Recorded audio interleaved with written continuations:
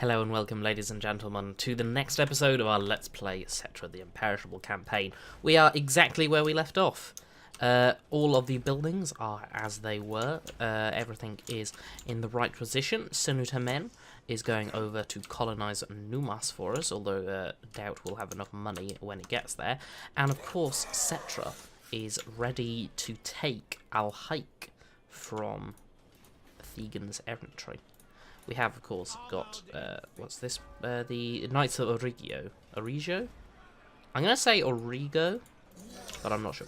So, pretty much, there's not a lot left to do on this turn. So, what I'm going to do is I'm going to build some siege towers with Settra's army. I'm going to build one more siege towers, which will take us 2 turns.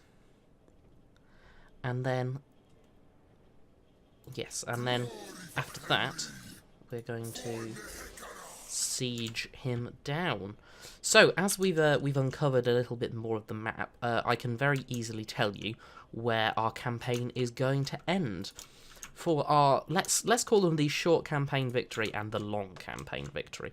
So the short campaign victory, the borders runs along here, up to the swamp, and down here to Qatar, all the way down these mountains to the bottom, and all the way across, and all the way up. Sorry, not all the way up there, up here, up these mountains. The Vulture Mountains, or the Atalan. The Atalan Mountains. Up the Atalan Mountains to Haik as our westernmost province. However, that is the short campaign victory, encompassing all of this. The long campaign victory is going to extend a little bit. The long campaign is going to include all of these lands here, which is, I believe, 2 provinces. Then it's also going to include Galbaraz, obviously, with Grossi Mingol, all the way over to Death Gorge to take this province here, and, if we can manage it, all the way over here as well. So definitely the long campaign victory is significantly longer, so we'll have to see at the time whether we actually make that. And I'm just going to change what I was doing. I've changed my mind. No siege tower, we are going to go right in with Settra's army. Now, they've got 4 bowmen and some yeomen. That's all we worried about. We've got some archers, got some chariots, we've got our flock of Jaff, we've got a Kemrian War Sphinx, and we've got some of our new Nehekara warriors. So, thank you very much for watching the introduction to this episode, and I will see you all when we get into the battle map. And we're back on the battle map, ladies and gentlemen. So we managed to get 5 Winds of Magic. You know, we don't really need Winds of Magic, so we may as well gamble our 5. We've gone up to 9. Not too bad, but, you know, not excellent either. And here we have Haik, a very interesting province. Very similar to a lot of other provinces, but just with unique architecture, obviously. So, definitely interesting. I'm not super happy, if I'm honest, with how Total War Warhammer treats siege battles. It would be a lot more interesting if it wasn't the entire city and not just a section of the wall. But you know what? You can't have everything. So, let's get everybody to the back of the deploy zone.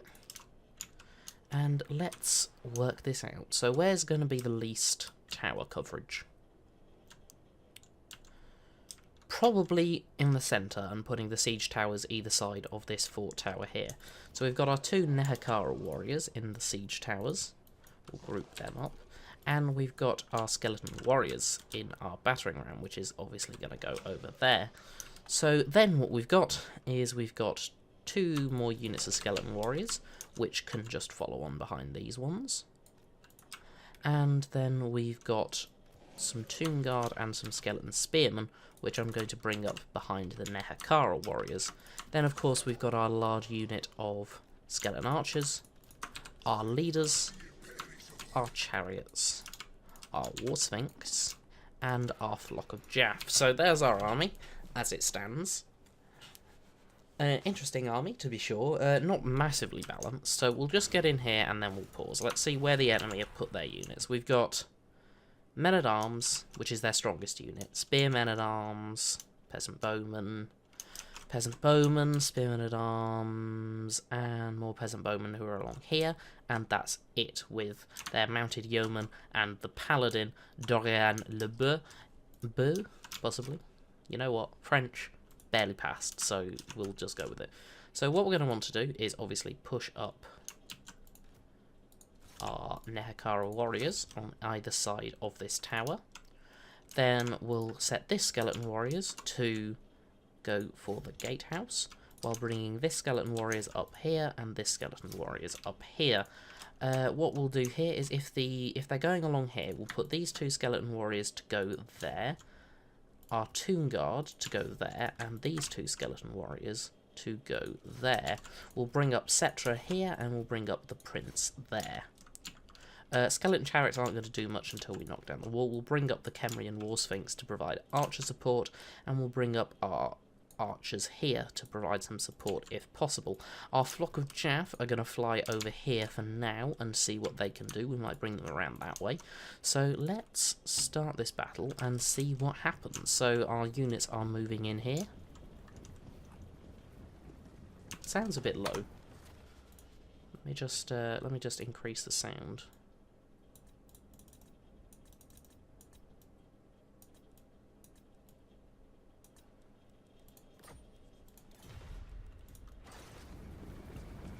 Yeah, that's a bit better. Might actually be able to hear the game now.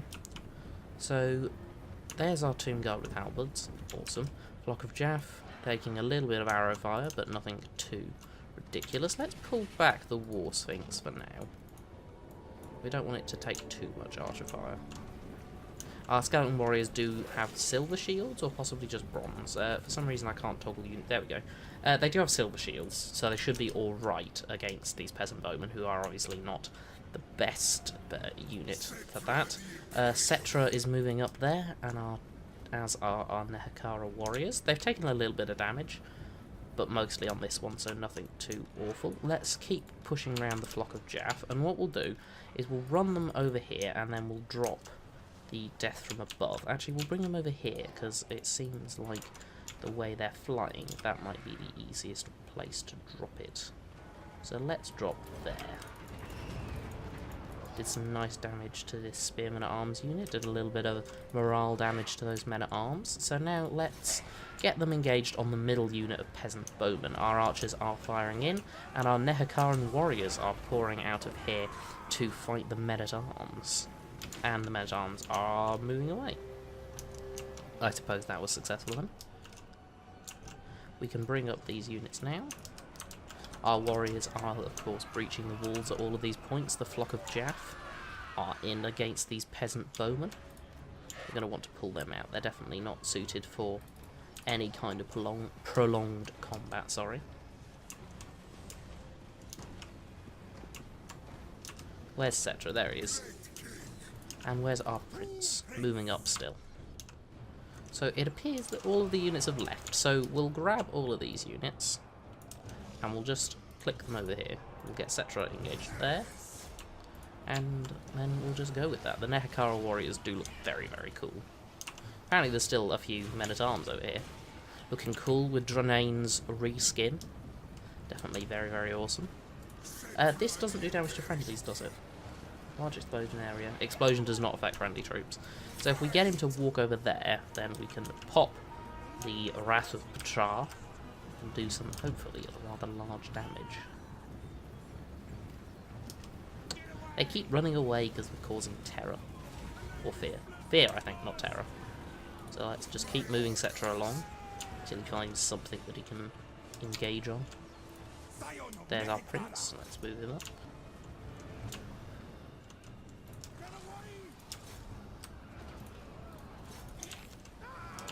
Where's Settra? Come on, Settra.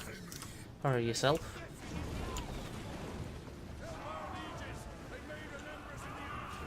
Ah, looks like they're all running that way for some reason.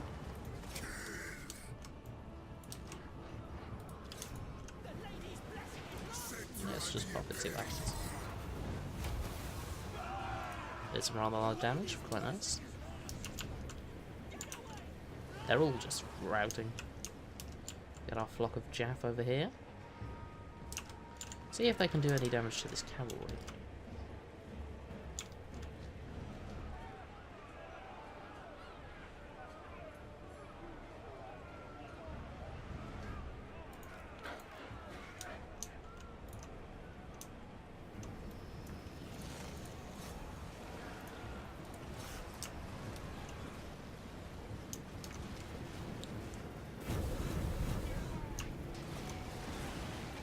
Just absolutely slaughtering the Bretonnians here in their defence. Did we break down the gate? Can't tell on this one. I think so. It looks like it, yeah. So let's get these skeleton warriors engaged on the fleeing units. No, that unit that's right there. Thank you. Honestly, the AI in these games, it is just buggy sometimes. So let's just fast forward. There's no way they can win this if we just select both the Nehekara warriors, all of these units, get these two engaged on the paladin, then there's no way they can win this.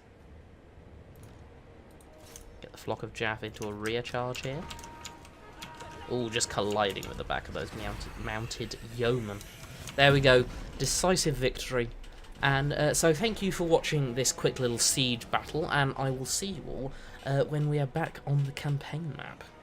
Hello and welcome back everyone. Decisive victory, only 111 men lost, whereas they lost, of course, the entire fortress. We could sack it, get a little bit of cash, but we will be occupying it for the canopic jars.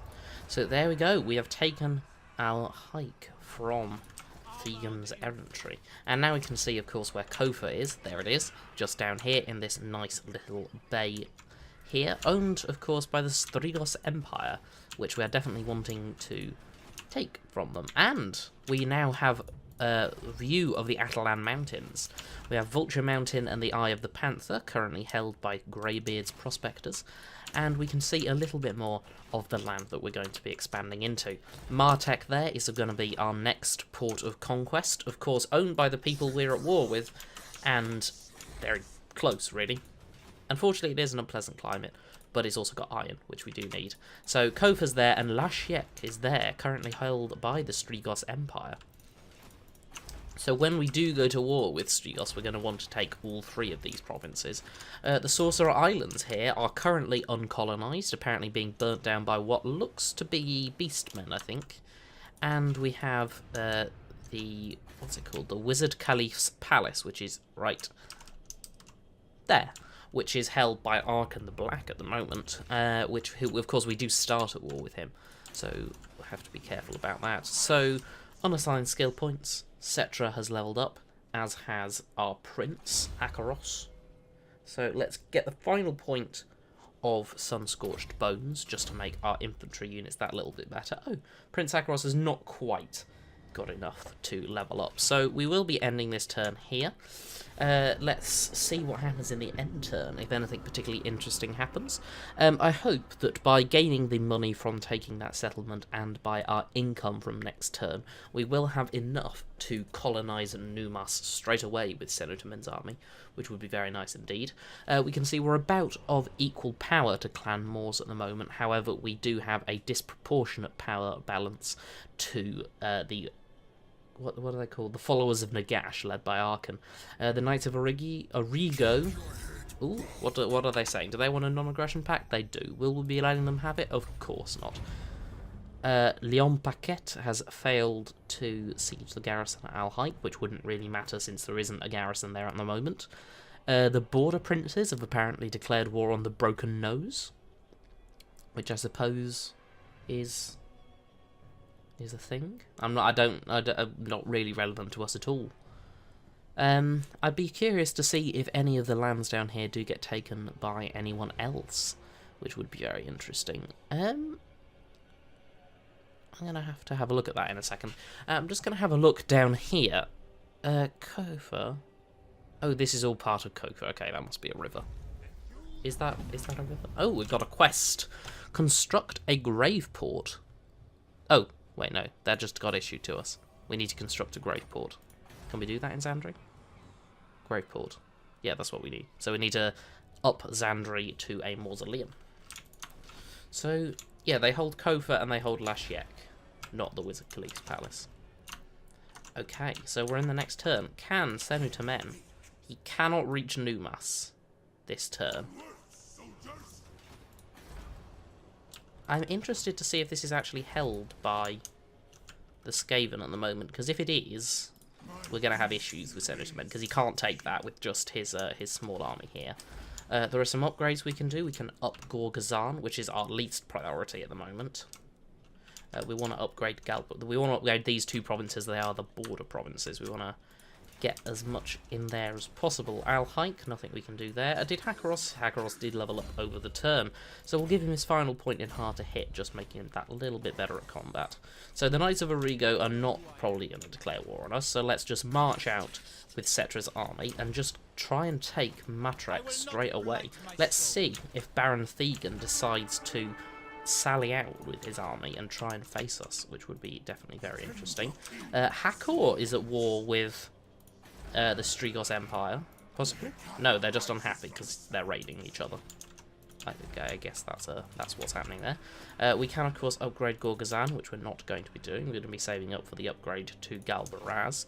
So let's end this turn, and let's see what happens. We now have population surplus in the Land of the Dead, which I believe is Khemri and Zandri.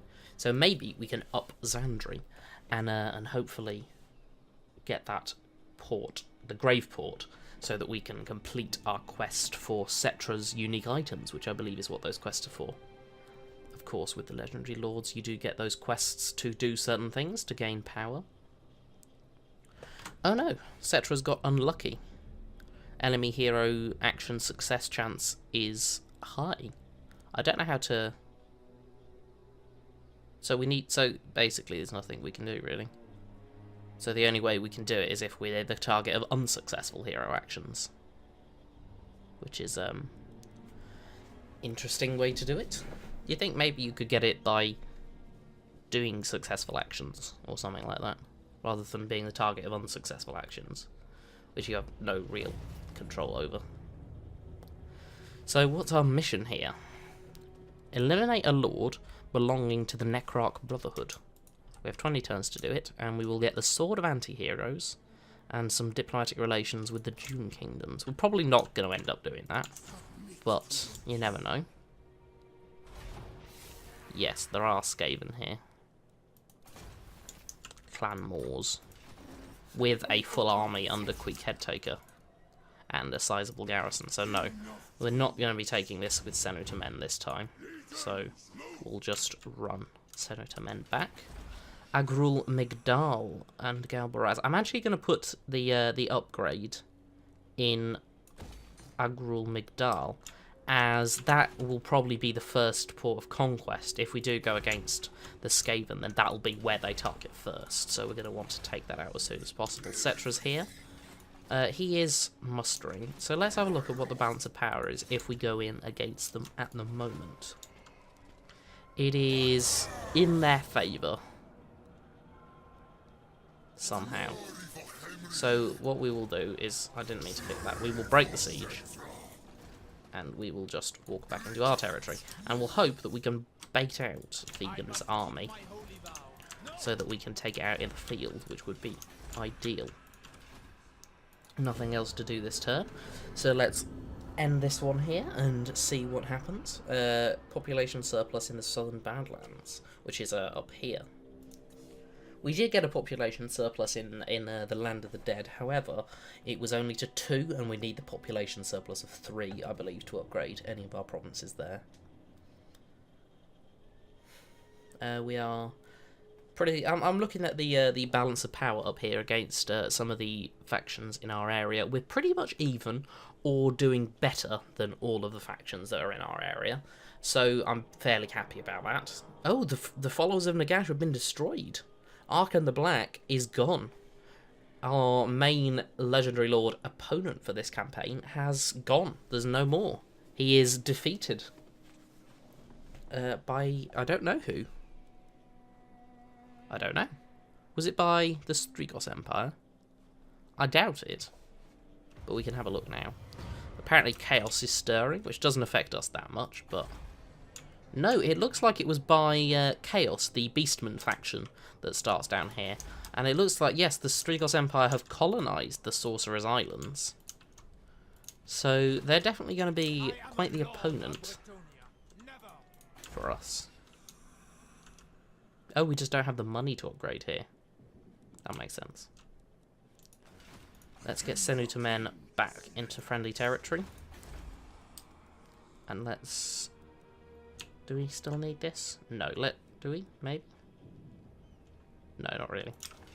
Settra hasn't moved, so we'll move Settra here.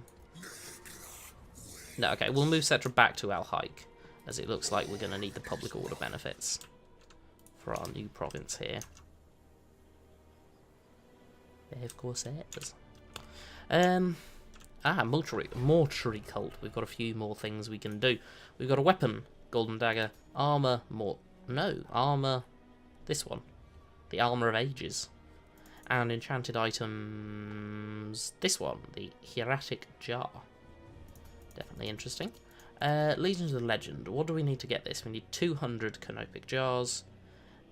How much do we have at the moment? We have 104. We're getting 2 a turn. So we're never going to get there by turns, but we might get there by conquest of other provinces. I'm really not happy about the lackluster garrison in these provinces. I want to get as much of the upgrades there as possible. What I'm thinking is 2 more turns and we'll end this episode off on turn 30. Nice even place to end the turn. Hopefully that will leave us with a solid resolution to this episode. Excuse me, just needed a drink there. So, anything else that's happening in lands that are not yet of ours? It doesn't look like it. The Strigos Empire and the Rakaf Dynasty have not yet gone to war, if they ever are going to. The Greybeards Prospectors are currently sitting in their mountain, not really doing anything. Strigos Empire are colonising down here in the Land of Assassins. The ruins of Numas and Qatar are over here, which we're going to want to take out at some point. But currently, I don't think Senutumen's army is strong enough to face Queek's army in combat. So possibly it's going to have to be Settra who handles that, while we get Senutumen to sort of guard our western provinces, if you like. So we're back in here on the Conqueror's Eternal Service. We have made a great discovery. During the course of our excavations, remains of the army that once served Alcadazar the Conqueror, the last and maybe the greatest of all the priest kings of Nehekhara, have been unearthed. It would take but a little magic to raise them to our service. Should we do so, or give them a ritual burial in the classic Nehekharan style? We're not really wanting leadership or casualty replenishment at the moment, so we'll grab a quick 40 canopic jars. Nice little increase for us there. Let's put Senutumen back into Khemri, get some of his units back. Is there anything we can recruit? We can recruit some skeleton archers. We'll get 2 more skeleton archers and 1 more skeleton warriors. Is Haik the province that has... Yes, this province has Quicksand Swamp, where we can get some skeleton horsemen and some skeleton horseman archers. So what I am tempted to do is to get rid of 2 of these skeleton spearman units. If I merge them, no, we don't lose 1. So I'll get rid of these 2 skeleton spearman units, and I'll recruit 2 skeleton horseman archers.